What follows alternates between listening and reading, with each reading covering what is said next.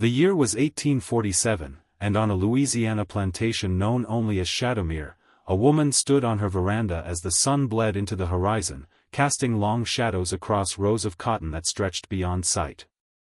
Her husband had been buried that morning. By nightfall, she had already chosen his replacement. Not a new husband from society's elite, not a business partner to manage the estate. She chose Marcus, the strongest man among the enslaved, and that night, she summoned him to the master's quarters. What happened in those rooms would set in motion a cycle of horror that would consume dozens of lives over the next decade. This is not a love story. This is not a tale of forbidden romance. This is the account of how absolute power, isolation, and the machinery of slavery created a predator unlike any the South had seen. And the most disturbing part? She was far from alone. If you want to uncover more stories that history tried to bury, hit that subscribe button now, because what comes next will challenge everything you thought you knew about the antebellum South. To understand how Catherine Whitmore became what she became, you have to understand the world that shaped her. The antebellum South wasn't just a place of plantations and slavery.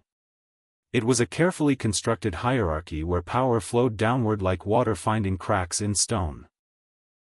White men sat at the apex, controlling land, bodies, and futures.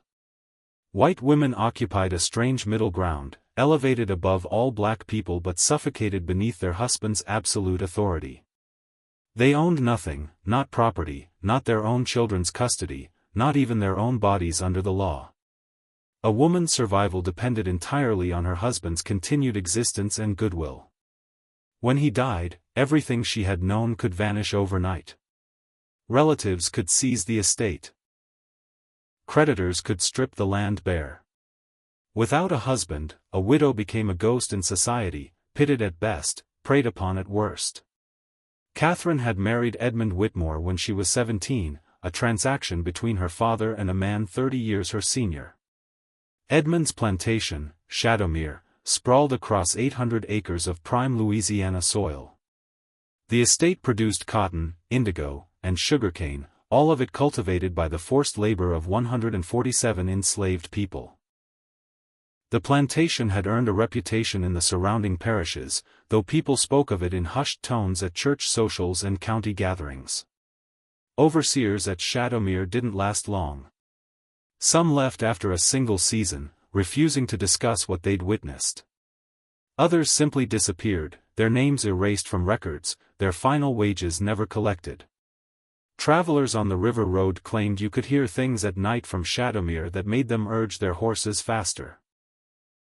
Enslaved people from neighboring plantations whispered that those sold to Shadowmere never came back, never sent word, never appeared at the secret gatherings that connected the underground networks across the region. Edmund Whitmore ruled his domain with methodical cruelty, but it wasn't the random violence of a drunk or the rage of an insecure man. His brutality served a purpose. He understood that slavery ran on fear, and fear required constant reinforcement. He kept detailed ledgers, not just of crop yields and sales, but of punishments administered, days lost to illness, and which enslaved people showed signs of resistance. He had theories about breaking human beings the way you'd break horses, and he tested those theories with the detachment of a man conducting scientific experiments. Catherine watched all of this from her position as mistress of the house, a role that granted her authority over domestic staff but kept her sealed away from the true operations of the plantation. She learned to navigate Edmund's moods, to stay quiet when he returned from the fields with blood on his hands, to smile at visiting ladies while pretending the screams from the punishment yard were just field hollers or animal sounds. But Catherine wasn't the fragile flower that Southern society demanded women become. She had a mind that absorbed patterns, that cataloged information, that understood the machinery of power even when she wasn't permitted to touch its gears. She watched how Edmund controlled his overseers through fear and favors. She noticed which enslaved people he relied on for skilled work, who he trusted with keys to the storage houses, who he used to inform on the others. She saw how economic pressure from cotton prices and competition from newer plantations in Texas made Edmund more desperate, more violent, more willing to push productivity beyond sustainable limits. And she understood something that Edmund himself had never quite grasped. The real power on a plantation didn't come from the whip or the ledger. It came from the ability to grant or deny the smallest mercies, to decide who ate a full meal and who got scraps, to determine which families stayed together and which were torn apart. That was the power that enslaved people feared most, because it touched everything, every moment, every hope. On the morning of March 15, 1847, Edmund Whitmore died in circumstances that remain disputed to this day. The official story, the one recorded by the parish doctor and accepted by the county, stated that Edmund suffered an apoplectic fit while inspecting the north fields. He collapsed near the levee, they said, and by the time workers carried him back to the house, he had stopped breathing. The doctor signed papers. The funeral arrangements proceeded. Society offered its condolences to the young widow. But other accounts existed, accounts that never made it into official records.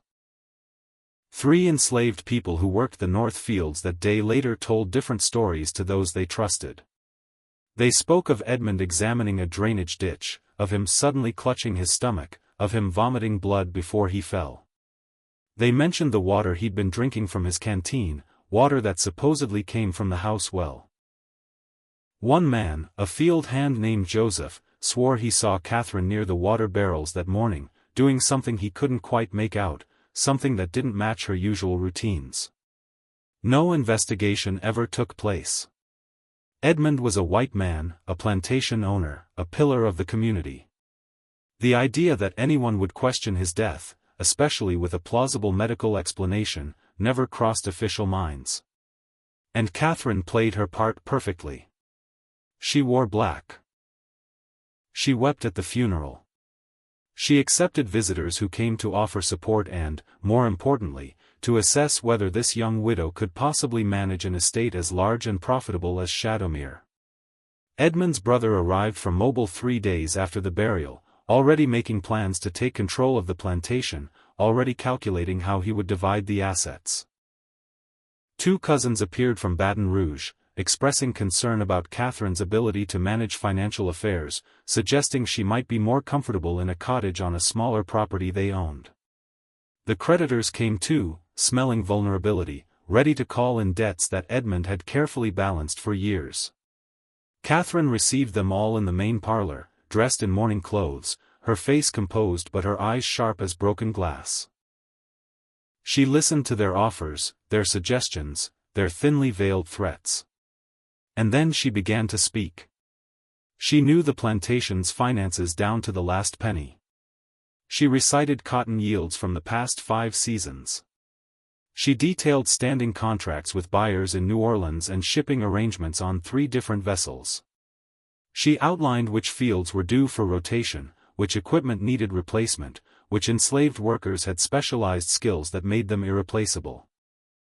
She spoke for 2 hours, and by the end, Edmund's brother and cousins understood that this was not a confused widow who needed male guidance.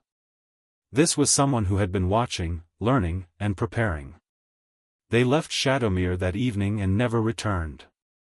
The creditors, satisfied that Catherine could maintain productivity and continue payments, agreed to honor Edmund's arrangements. But maintaining control of Shadowmere required more than financial knowledge. The plantation operated on a delicate system of fear and management, and the enslaved community had learned to navigate Edmund's specific brand of cruelty. With him gone, they sensed possibility. Not freedom, not yet, but perhaps a slight loosening of the iron grip that had choked them for so long. Perhaps the widow would be less brutal. Perhaps she would sell the plantation and they might be scattered to places where conditions were better. Perhaps, in the chaos of transition, some might find opportunities to run. These hopes moved through the quarters in whispers, in glances exchanged over work, in the slight changes of posture that came from the brief absence of Edmund's presence in the fields. Catherine understood this shift immediately. She had watched Edmund manage the psychological warfare required to maintain absolute control, and she knew that the days following his death represented a critical test. She needed to establish herself not as a softer alternative to her husband, but as something potentially more dangerous. She needed them to fear her, but she also needed something Edmund had never truly achieved. She needed certain people to want to please her, to compete for her favor, to see her approval as something valuable enough to betray their own community. That required a different approach than Edmund's blunt brutality. It required calculated cruelty mixed with strategic mercy. And it required a visible demonstration of her power that would mark her transition from Edmund's wife to Shadowmere's true master. On the third night after Edmund's burial, Catherine summoned the overseer who had served Edmund longest, a man named Thatcher who had helped design some of Edmund's most effective methods of control. She dismissed him. No explanation, no warning, just a week's wages and orders to leave the property by dawn. Thatcher protested, argued that he knew the operation, that she needed experienced management. Catherine simply stared at him until he left. The message rippled through the plantation immediately. The old order was dead. The next morning, Catherine walked through the quarters herself, something Edmund had rarely done. She inspected cabins, examined tools, asked questions about work assignments. She spoke to the enslaved workers directly, learning names Edmund had never bothered to know, observing dynamics he had ignored. She was building a map in her mind, identifying the strong and the weak, the leaders and the followers, the proud and the broken. And that evening, as the sun set on her fourth day as a widow, Catherine made her selection. She sent word to the quarters that Marcus was to come to the main house. Marcus was 28 years old, born on the plantation, raised in the fields. His father had been sold away when Marcus was 10. His mother had died of fever when he was 16. He had a daughter, 9 years old, who worked in the kitchen house. Marcus was known among the enslaved community as someone who endured, who survived Edmund's worst punishments without breaking, who carried authority in the quarters even though speaking that authority could mean death. He was exactly what Catherine needed. Not the most compliant, not the most broken, but the strongest. When Marcus reached the main house that night, he expected punishment for some imagined transgression. What Catherine offered him instead would prove far worse than any whipping. She offered him a choice that wasn't a choice at all. Marcus stood in the main parlor, a room he had only entered to carry furniture or serve at parties. Catherine sat in Edmund's chair, the leather still holding the impression of her dead husband's body. She studied Marcus for a long moment before she spoke, and when her words came, they carried the weight of absolute authority. She told him that the plantation needed stability, that the other enslaved people needed to understand that her rule would be as strong as Edmund's had been, perhaps stronger. She explained that she had chosen Marcus for a particular role, one that would elevate him above the others in certain ways but would bind him to her completely. He would move into the overseer's cabin. He would have better food, better clothes, certain privileges that others would not receive. But he would belong to her in ways that went beyond the legal ownership she already possessed. He would come to the main house when she called. He would do what she demanded. And he would enforce her will among the other enslaved people with the same brutality that Edmund had required. Marcus understood what she was proposing, what she was demanding, and the horror of it settled over him like a heavy blanket soaked in river water. This wasn't about affection or desire in any recognizable human sense. This was about power and control, about Catherine asserting dominance over the plantation in the most visceral way possible. She was taking what white men had taken from enslaved women for generations and inverting it, claiming that same terrible privilege for herself.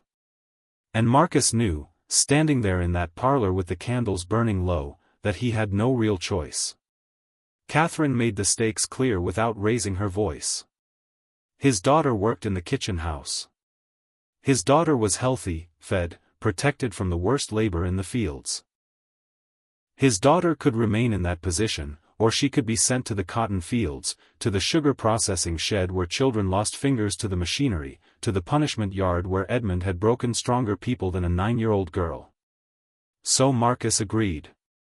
Not with words at first, because the words stuck in his throat like ground glass, but with a nod that Catherine accepted as binding. That night established a pattern that would repeat with small variations over the next 10 years. Marcus became Catherine's instrument in multiple ways. During the day, he enforced her orders with the other enslaved people, delivering punishments, organizing work crews, reporting any signs of resistance or escape planning. He became hated in the quarters, seen as a traitor, as someone who had chosen collaboration over solidarity. What they didn't fully understand, at least not at first, was that Marcus had made the same impossible choice that countless others had made throughout slavery's long history. He chose his child's survival over everything else, and that choice cost him his soul piece by piece. The other enslaved people at Shadowmere watched Marcus's transformation with mixed feelings. Some understood the trap he was caught in and felt sympathy even as they resented his actions. Others saw only betrayal, only a man who had gained privileges by becoming Catherine's enforcer and something worse. The tension in the quarters grew thick enough to taste. Families that had supported each other through Edmund's cruelty began to fracture. Trust, already fragile under slavery's crushing weight, crumbled further. People started informing on each other, hoping to gain Catherine's favor or at least avoid her wrath. The community that had developed survival strategies and secret networks began to cannibalize itself. Catherine watched this disintegration with satisfaction. She understood that divided people were easier to control than united ones. She began to implement what she called her system of management, though it was really a system of psychological torture dressed in plantation efficiency. She created hierarchies among the enslaved workers, giving small privileges to some and withholding everything from others. She rotated these privileges regularly, never letting anyone feel secure in their position. One week, Sarah in the kitchen house might receive extra rations for her children. The next week, those rations would go to another family, and Sarah would be left wondering what she had done wrong. This constant uncertainty kept everyone off balance, always trying to figure out Catherine's rules, always failing because the rules changed according to her whims. Marcus remained the centerpiece of this system. Catherine paraded their arrangement just enough that everyone knew but not so much that it would reach the ears of white society beyond the plantation. She made sure the enslaved community understood that Marcus's position was both privilege and punishment, that he had access to the main house and better living conditions but had lost something fundamental in the exchange. And she made sure they all knew that Marcus's daughter's safety depended on his continued cooperation. This became a template that Catherine would use with others. She identified what each person valued most, usually children or spouses, and she held that precious thing hostage to ensure compliance. But Marcus was just the beginning. About 8 months into Catherine's rule over Shadowmere, whispers started reaching her about resistance organizing in the quarters. Nothing concrete, nothing she could prove, but enough smoke to suggest fire. Marcus brought her the information, as he was required to do, but she sensed hesitation in him, a slight delay before he spoke that suggested he knew more than he was saying. Catherine decided that Marcus had served his primary purpose. He had helped her establish control, had demonstrated her power, had broken the initial hope that her rule might be softer than Edmund's. But he was becoming a problem. The other enslaved people had started to pity him rather than hate him, and pity could lead to alliance. She needed to reset the dynamic. So Catherine began looking for Marcus's replacement with the same calculated approach she had used in selecting him. She needed someone different this time, someone who would demonstrate that her choices weren't predictable, that anyone could be elevated or destroyed according to her will. She chose Daniel, who was everything Marcus wasn't. Daniel was younger, only 22, and lighter-skinned, the result of some white overseer's violence against his mother years before. Daniel had tried to keep his head down at Shadowmere, avoiding attention, doing his work without complaint or excellence. He had no wife, no children, which made him seem like a poor choice for Catherine's purposes. But that was exactly why she chose him. She wanted to demonstrate that family wasn't the only leverage she could use. The transition happened with brutal swiftness. One morning, Catherine summoned both Marcus and Daniel to the main house. She informed Marcus that his services were no longer required in his current capacity. He would return to field work. His daughter would remain in the kitchen house for now, but that could change if he caused problems. Then Catherine turned to Daniel and explained his new role. Daniel's face showed confusion, then horror as he understood what was being demanded. He looked at Marcus, perhaps hoping for guidance or intervention, but Marcus just stared at the floor. There was nothing he could do. Speaking out would endanger his daughter. Refusing would endanger everyone. Daniel tried to refuse anyway. He was young enough, perhaps, to still believe that courage mattered, that resistance was possible. Catherine let him finish his stammering objections, and then she explained calmly what would happen if he continued to refuse. She would sell him to a plantation in the deep delta, a place where enslaved people lasted an average of 5 years before dying from disease, overwork, or violence. She would make sure he went to the worst possible place, somewhere that made Shadowmere look merciful by comparison. Or he could accept the role she offered, receive privileges, and survive. Daniel's courage lasted about as long as most courage does when faced with slavery's absolute power. He agreed. What Catherine did to these men, this rotation of replacements, served multiple purposes beyond her personal gratification. It kept the enslaved community in constant turmoil, never knowing who might be elevated next, who might fall from favor, what the rules actually were. It created competition where there should have been solidarity. Men in the quarters began to watch each other with suspicion, wondering who Catherine might choose next, whether being chosen was fortune or curse.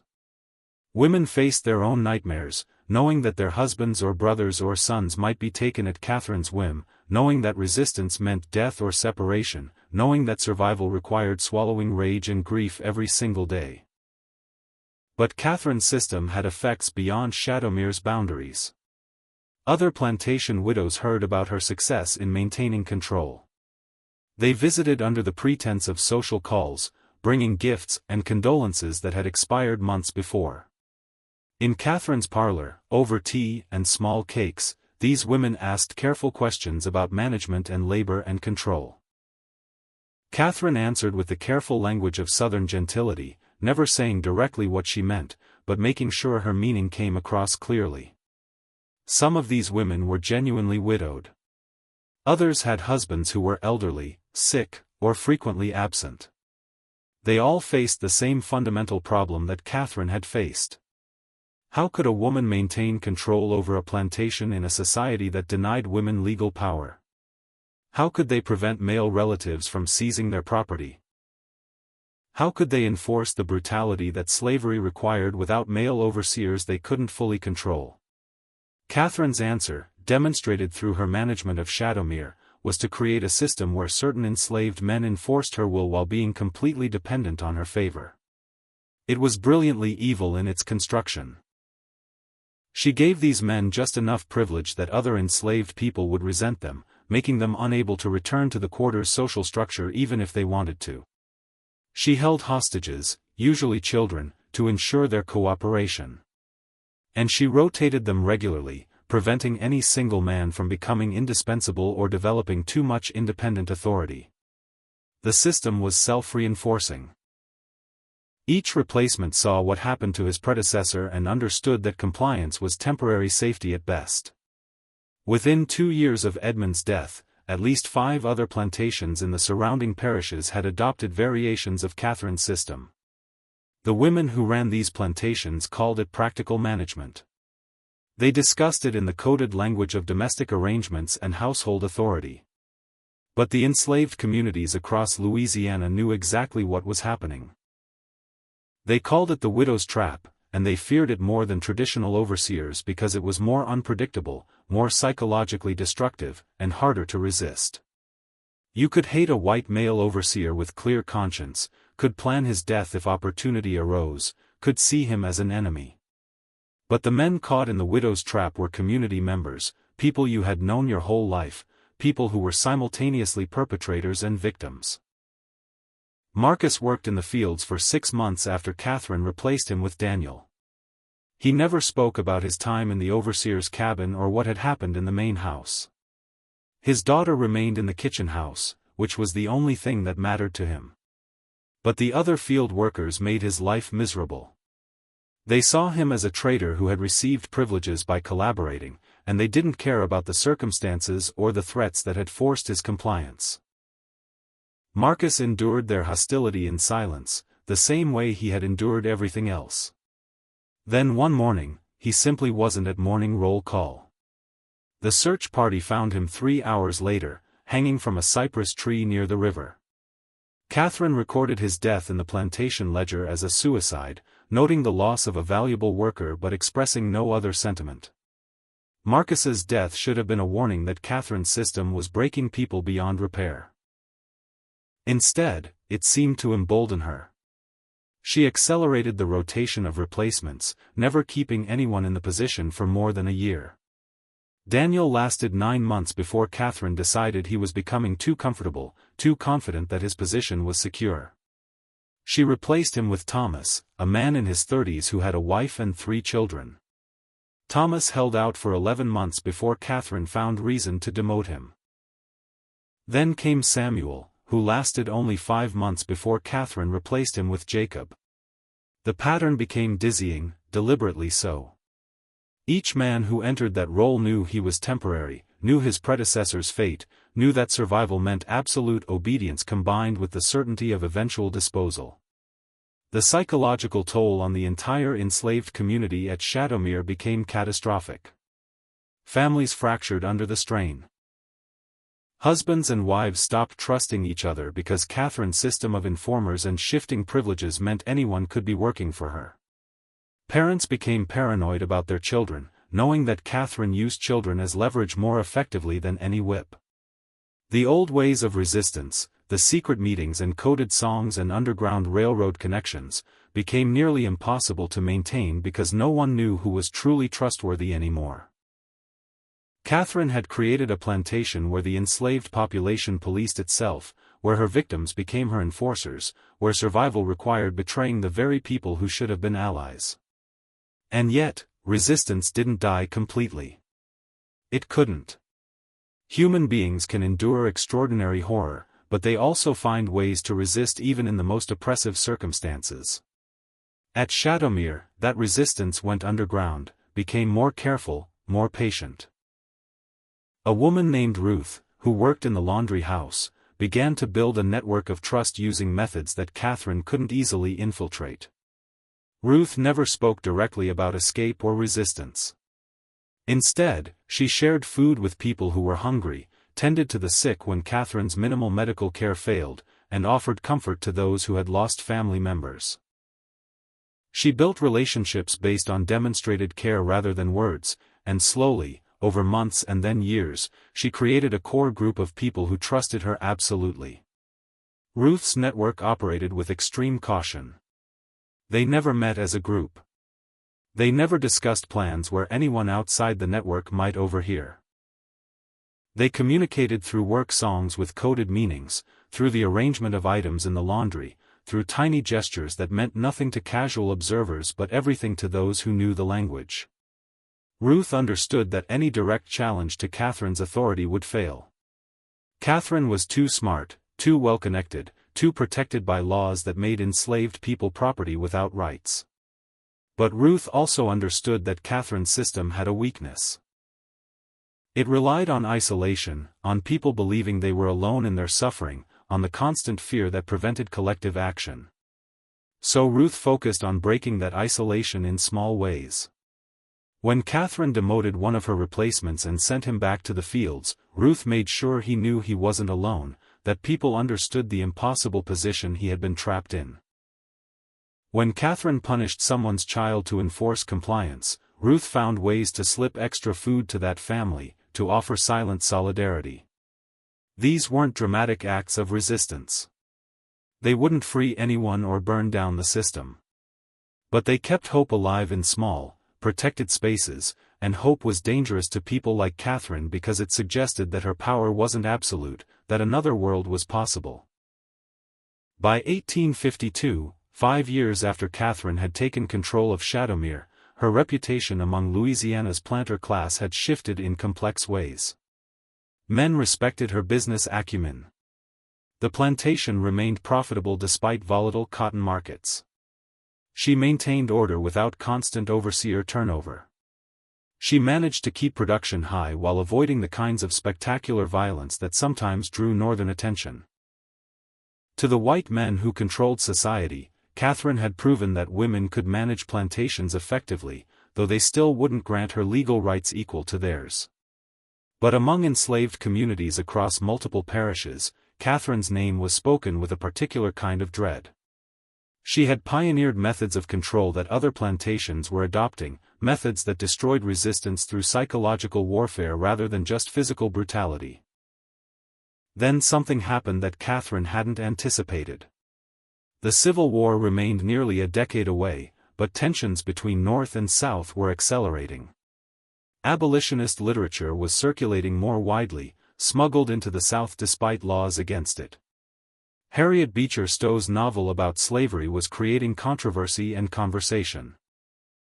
Frederick Douglass was speaking in northern cities, telling audiences about slavery's realities in ways that made it harder for white Northerners to ignore. And some enslaved people in Louisiana were hearing about these developments through the underground networks that persisted despite everything. They heard that the North was fighting about slavery, that some white people up there thought slavery should end, that the world might be changing. This information reached Shadowmere slowly, filtered through many sources, distorted by hope and fear. But it reached Ruth's network, and Ruth understood that this might represent the opening they needed. Not for immediate escape, which was still nearly impossible, but for something else. Documentation. Evidence. The kind of proof that might matter if the political situation ever shifted enough that someone in power cared about enslaved people's testimony. Ruth couldn't read or write, but several people in her network had learned despite laws against it.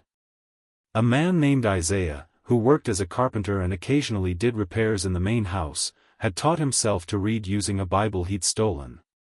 A woman named Grace had been taught by a former owner's daughter before being sold to Shadowmere. Together, they began to document what was happening. They wrote in secret, using materials stolen bit by bit from the main house. Paper was precious and dangerous to possess. Ink had to be hidden. The act of writing itself, if discovered, would result in torture and death. But they wrote anyway. They documented Catherine's system, naming her replacements, describing the rotation pattern, explaining how she used children as leverage. They recorded the suicides, including Marcus's death and 3 others that had followed. They described the psychological warfare, the deliberate destruction of community bonds, the way Catherine's system was spreading to other plantations. They didn't know if anyone would ever read what they wrote. They didn't know if it would matter. But they understood that bearing witness was itself an act of resistance, that refusing to let these horrors be forgotten was important even if freedom never came. Isaiah hid the documents in the walls of buildings he was repairing, behind boards that he loosened and could access when needed. This archive grew slowly over months. Grace added accounts of what happened to the women at Shadowmere, stories that were different from but equally devastating as what Catherine did to the men. The plantation system's gender violence worked multiple directions. White men had always raped enslaved women with impunity. Now Catherine was adding another layer of violation, using enslaved men in ways that destroyed them while the women watched helplessly. Grace wrote about wives who had lost husbands to Catherine's demands, about children who watched their fathers transform into something they could barely recognize, about the particular grief of seeing your community tear itself apart while being powerless to stop it. But documentation, however important, didn't stop the immediate suffering. Catherine continued her rotations, continued her system of control, continued to refine her methods. By 1855, she had gone through 16 different men as primary replacements, with several others serving shorter terms when gaps needed filling.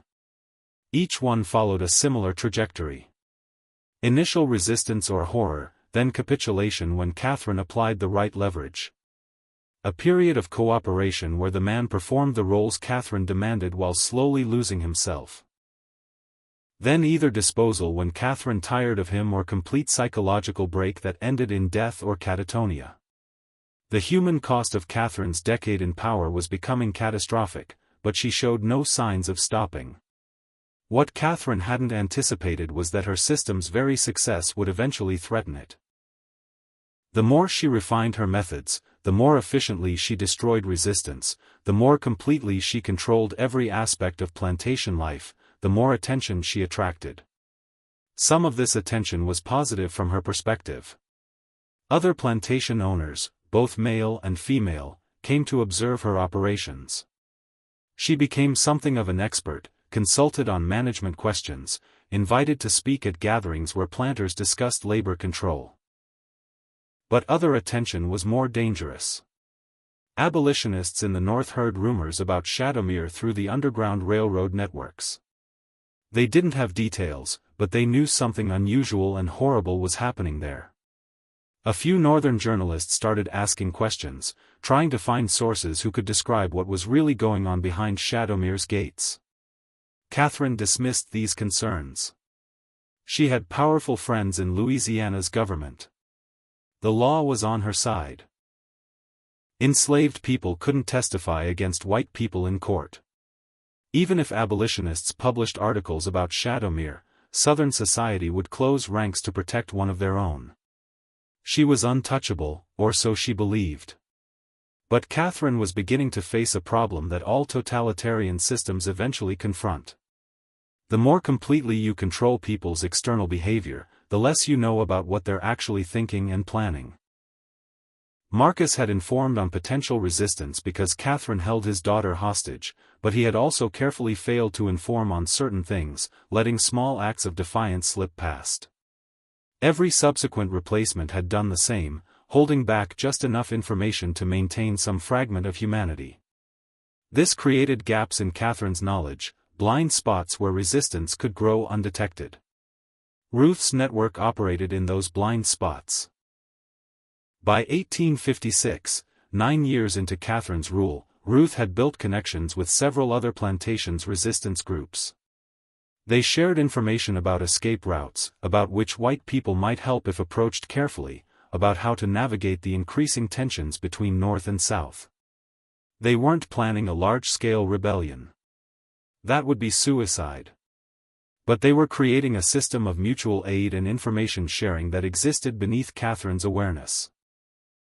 When someone was about to be sold away from Shadowmere, Ruth's network sometimes found ways to get messages to them, maintaining connections across the forced separations that slavery used to destroy communities. Then in 1857, something shifted. Catherine's current replacement, a man named Benjamin who had been serving for about 7 months, approached Ruth with information. Benjamin had been in the main house, serving at a gathering of planters, when he overheard a conversation about politics. The planters were discussing Abraham Lincoln, a politician from Illinois who was speaking about limiting slavery's expansion into new territories. They were worried about Northern political power, about whether the South could maintain its dominance in national politics. Most importantly for Benjamin's purposes, they had mentioned that tensions were high enough that conflict seemed possible, maybe even likely within a few years. Benjamin didn't fully understand all the implications, but he knew Ruth's network would want this information, and he had reached a point where he needed to believe that resistance still mattered, that his collaboration with Catherine hadn't been for nothing. Ruth received this information carefully. She knew that Benjamin might be genuinely offering intelligence, or he might be setting a trap for Catherine, or he might simply be confused about what he'd heard. But she also knew that political changes in the North could eventually create opportunities for escape or freedom that didn't currently exist. She decided to take the risk of trusting Benjamin, at least partially. She asked him to continue reporting on any political conversations he overheard, anything about Northern politics or tensions between states. Benjamin agreed, and that agreement represented a small crack in Catherine's system of control. One of her replacements was actively working against her, sharing information with resistance networks, choosing solidarity over self-preservation. Catherine, meanwhile, was preparing for a new challenge. Her success at maintaining Shadowmere's profitability and control had attracted a marriage proposal from a wealthy planter who owned property in 3 different parishes. This man, Harold Forsyth, saw Catherine as an ideal wife specifically because she had proven she could manage a plantation.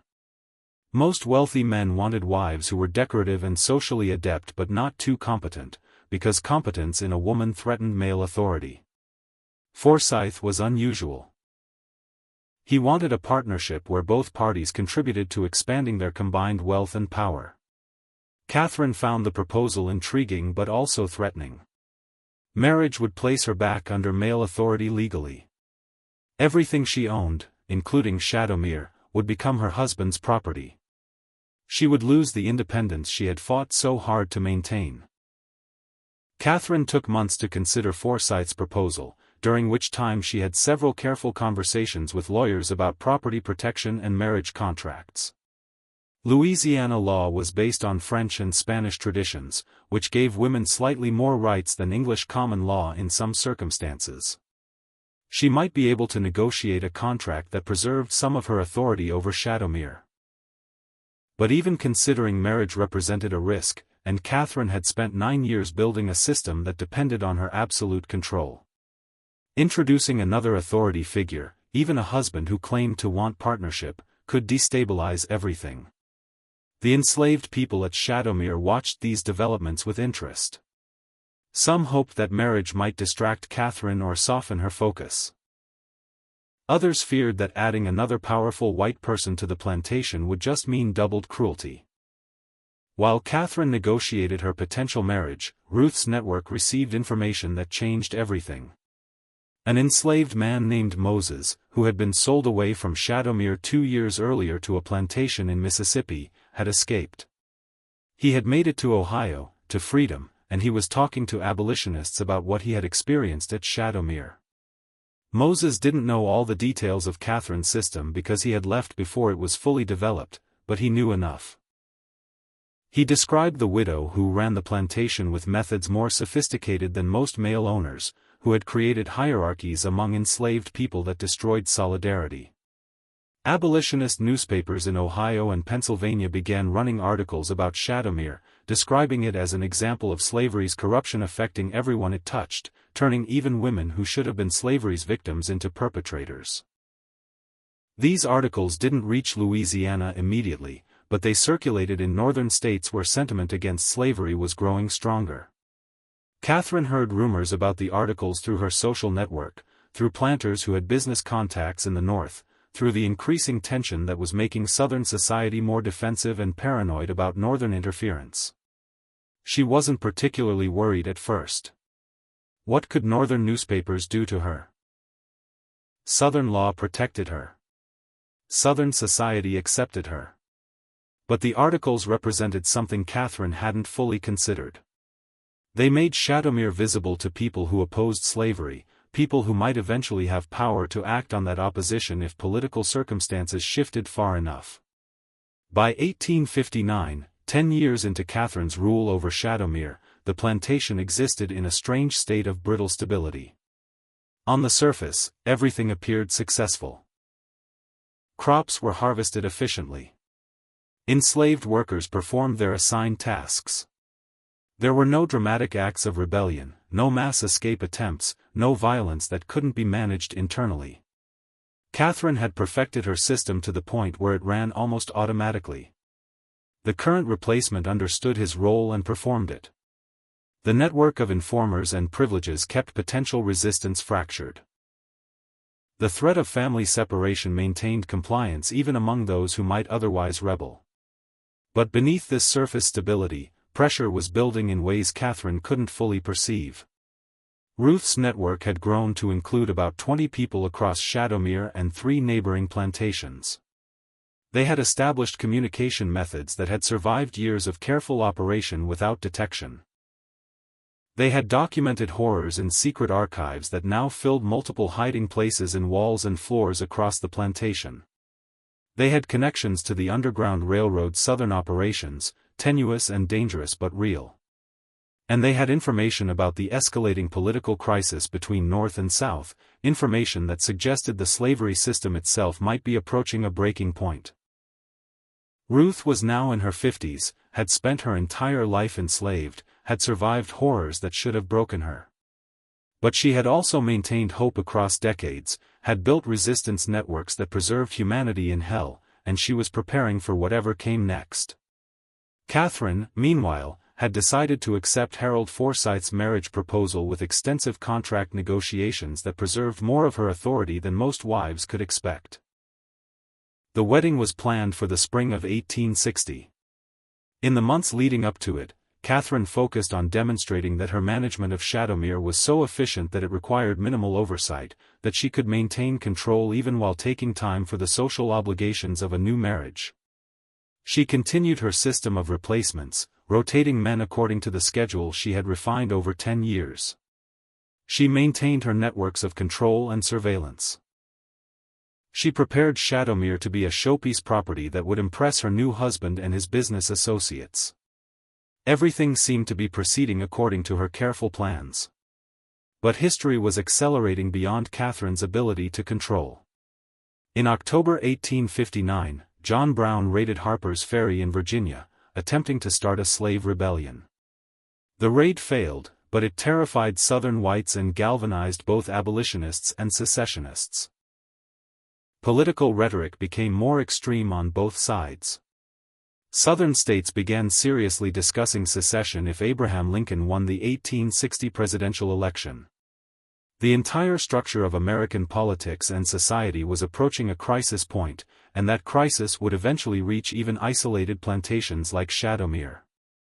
Catherine saw these developments as distant political theater that wouldn't affect her directly. She was wrong. Lincoln won the election in November 1860. South Carolina seceded in December. Other Southern states followed rapidly. By the time Catherine married Harold Forsyth in March 1861, the Confederate States of America had formed and Civil War was weeks away. Fort Sumter was fired upon in April, and suddenly the stable world Catherine had built over 10 years was collapsing. Forsyth enlisted in the Confederate Army almost immediately, seeing military service as both duty and opportunity for advancement in the new nation. Catherine found herself once again managing Shadowmere largely alone, but now in the context of a war that threatened to destroy the entire slavery system. The Civil War's effects on Louisiana plantations were complex and unfolded gradually. In the first year, life at Shadowmere changed surprisingly little. Confederate authorities organized the economy to support the war effort, but cotton plantations continued operating much as they had before. Catherine maintained her system of control even as anxiety about the war's outcome grew among white Southerners. Forsyth sent letters from various military campaigns, describing Confederate victories and expressing confidence in ultimate triumph. Catherine forwarded crops to market, managed accounts, and continued her rotations of replacements as if nothing fundamental had changed. But enslaved people across the South knew that something fundamental had changed. The North was fighting a war against the South, and while Lincoln initially claimed the war was only about preserving the Union, enslaved people understood that their freedom was at stake regardless of official declarations. Ruth's network expanded rapidly during the war's early months. Information moved faster now because the war disrupted normal surveillance and control. White men were away fighting. White women were distracted by anxiety about the war's outcome. The Underground Railroad became more active, more bold, taking advantage of the chaos. Ruth began to hear stories about enslaved people escaping to Union lines, about Union generals who were treating escaped slaves as contraband of war, rather than returning them to enslavers, about the possibility that this war might actually lead to freedom. These stories gave Ruth something she had maintained with difficulty over long years but which now blazed bright and dangerous. Real hope. Not the patient hope of survival, but the active hope of imminent change. Catherine sensed the shift in atmosphere at Shadowmere but couldn't quite identify its source. Enslaved workers still obeyed orders, still performed their labor, still maintained the appearance of compliance. But something had changed in their eyes, in the way they moved, in the quiet conversations that stopped when white people approached. Catherine responded by tightening control, by punishing minor infractions more severely, by rotating replacements more frequently to prevent anyone from becoming too comfortable. But these responses, which had worked for a decade, now felt like pushing against rising water. The flood was coming, and no amount of individual cruelty could hold it back. In September 1862, Lincoln issued the preliminary Emancipation Proclamation, declaring that enslaved people in rebel states would be freed as of January 1, 1863. News of this proclamation reached Louisiana slowly and in distorted forms, but it reached the enslaved population at Shadowmere eventually. They didn't fully understand the legal complexities or the limitations of Lincoln's authority or the question of whether the proclamation could actually be enforced. They understood only that the President of the United States had declared their freedom, and that meant something, even if they didn't know exactly what. Catherine heard about the proclamation too and dismissed it as meaningless propaganda. The Confederacy didn't recognize Lincoln's authority, and Union forces hadn't reached most of Louisiana yet. The proclamation couldn't be enforced, so it didn't matter. She was wrong about that too. The war ground on through 1863. Union forces captured New Orleans in 1862 and gradually extended control over more of Louisiana. Shadowmere was in an area that remained under Confederate control, but that control was becoming shakier. Confederate authorities demanded more resources from plantations to support the war effort, taking crops, supplies, and even requisitioning enslaved workers for military labor. Catherine resisted these demands as much as possible, trying to preserve her wealth and power, but she had less leverage than before. The Confederate government needed every resource to continue fighting, and a wealthy widow's property rights mattered less than military necessity. Forsyth was still away with the army, providing less support than Catherine had hoped when she agreed to marry him. Ruth's network, meanwhile, was preparing for liberation. They still didn't know when or how it would come, but they knew it was approaching. Union forces were getting closer. Confederate control was weakening. The question was no longer whether slavery would end, but when, and what would happen in the transition. Ruth organized her network to be ready. They identified escape routes toward Union lines. They prepared to help people leave Shadowmere when the moment came. They maintained their hidden documents, knowing that evidence of what had happened here might be important someday for justice or truth-telling. And they waited, with the kind of patience that only people who had survived decades of slavery could maintain, but also with an urgency born of knowing that change was finally coming. In April 1864, Union forces captured significant territory in central Louisiana, getting close enough to Shadowmere that Catherine could hear artillery fire on clear days. Confederate authorities ordered plantations in the region to evacuate valuable property, including enslaved people, further into Confederate-held territory.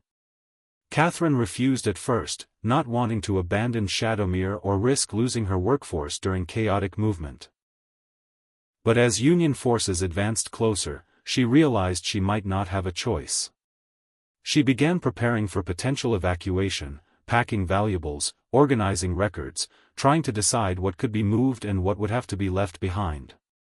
The system she had built so carefully over 13 years was finally collapsing, not because of internal resistance but because the entire world it depended on was being destroyed by war. Then in June 1864, everything accelerated. A small Union cavalry patrol reached the area around Shadowmere on a reconnaissance mission. They weren't planning to occupy the plantation or engage in major combat, just gathering intelligence about Confederate positions. But their arrival was enough to break Catherine's control completely. Enslaved workers at Shadowmere saw the Union soldiers and understood that liberation had arrived. They didn't wait for official proclamations or formal procedures. They simply began walking away, individually and in groups, heading toward Union lines. Ruth's network had prepared for this moment, and they organized the exodus as much as possible, making sure the most vulnerable people, especially children and the elderly, had help for the journey. But mostly, people just left, carrying whatever they could, leaving behind everything they couldn't, heading toward an uncertain freedom that had to be better than certain slavery. Catherine tried to stop them at first, ordering them back, threatening punishments, calling on the current replacement to enforce her will. But the replacement, a man named James who had been serving for 4 months, simply looked at her and walked away too. There was nothing she could do. No leverage she could apply, no threat she could make that mattered anymore. Her entire system of control had depended on isolation and on the law supporting slavery and on the certainty that resistance was futile. All of those foundations had crumbled simultaneously. By the end of that June day, Shadowmere was essentially empty of enslaved workers. Over 100 people had left, taking different routes toward freedom, leaving Catherine alone with her household goods and her powerless rage. The Union forces who arrived at Shadowmere the next day found Catherine still there, sitting in her parlor surrounded by the wreckage of her power. A Union officer questioned her about the plantation's operations, about where the enslaved people had gone, about whether Confederate forces were in the area. Catherine answered with the cold precision she had maintained throughout her rule, giving minimal information, admitting nothing that might be used against her. The officer found her deeply unpleasant but didn't have cause to arrest her or seize the property beyond what military necessity required. He took some supplies for his troops and moved on, leaving Catherine in possession of a plantation that no longer had workers to cultivate it, a grand house that echoed empty, and a system of control that had become instantly obsolete. But Catherine's story didn't end there, and neither did the consequences of what she had done. Some of the people who escaped from Shadowmere reached Union lines and began telling their stories to soldiers, to military chaplains, to the journalists who followed Union armies. They described the system Catherine had created, the psychological warfare she had waged, the men she had used and destroyed. These accounts made their way into official reports and newspaper articles, not always accurately, but accurately enough to capture the essential horror. Ruth, who survived the journey to freedom, brought the hidden documents with her, the records that Isaiah and Grace and others had compiled over years. She found abolitionists who could read them and understand their significance, people who wanted to document slavery's atrocities for historical record and for potential legal proceedings. The war continued another year. The Confederacy collapsed in April 1865, and slavery officially ended throughout the United States with the ratification of the 13th Amendment in December. Shadowmere, like thousands of other plantations, had to adapt to free labor or cease operating. Catherine attempted to continue running the plantation using paid workers, offering minimal wages to formerly enslaved people who needed income desperately enough to consider returning. Some did return, because freedom without resources meant starvation, but they worked under contracts now rather than ownership, and they refused to tolerate the system Catherine tried to reimpose. She couldn't rotate replacements anymore. She couldn't use children as hostages. She couldn't enforce compliance through terror. She was just an employer now, and not a particularly good one. Harold Forsyth survived the war and returned to Shadowmere in late 1865, finding the plantation's finances devastated and his wife's reputation complicated in ways that made social rehabilitation difficult. The accounts of what Catherine had done at Shadowmere had circulated widely enough that many people knew the broad outline of her story, even if they didn't know all the details. In the Reconstruction South, where former Confederates were trying to maintain white supremacy through new mechanisms like black codes and sharecropping, Catherine's particular crimes were awkward. They revealed aspects of slavery's horror that many white Southerners wanted to forget or deny, and they came from a woman, which complicated narratives about Southern womanhood and victimhood. Forsyth encouraged Catherine to maintain a lower profile, to focus on rebuilding the plantation's economic operations rather than drawing attention. Ruth, meanwhile, was building a different kind of life in freedom. She settled in New Orleans, where a significant free black community had existed even before the war and was now expanding rapidly. She worked as a laundress, which was familiar labor but now performed for wages rather than under enslavement. She helped other formerly enslaved people navigate freedom's complexities, sharing survival skills, connecting people with resources, maintaining the networks of mutual aid that had kept her alive during slavery. And she worked with abolitionists and Reconstruction officials to document what had happened at Shadowmere and at other plantations, providing testimony that would be compiled into records about slavery's realities. Ruth understood that truth-telling was important, that history needed to remember not just slavery's physical brutality but also its psychological warfare, the ways it had corrupted everyone it touched.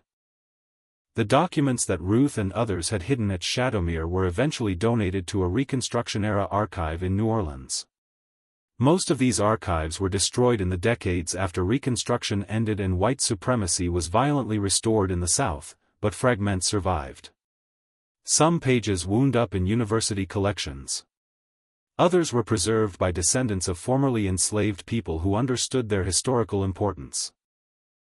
These documents provided evidence that historians would later use to reconstruct slavery's complexities, to show that resistance took many forms, that enslaved people were not passive victims but active agents who documented their own experiences, who bore witness even when doing so was incredibly dangerous. Catherine lived another 23 years after the war, dying in 1888 at the age of 58. She never expressed remorse for what she had done at Shadowmere. In fact, she rarely spoke about it at all, treating those years as simply a period of effective plantation management that had been disrupted by war and political change. She and Forsyth never rebuilt Shadowmere to its pre-war profitability. The plantation shrank gradually, selling off land to pay debts, employing fewer and fewer workers, becoming just another failed agricultural operation in a South that was struggling to adapt to free labor and economic changes. When Catherine died, local newspapers printed brief obituaries noting her as the widow of Harold Forsyth and a plantation owner during the antebellum era, but saying nothing about the specific system she had created or the lives she had destroyed.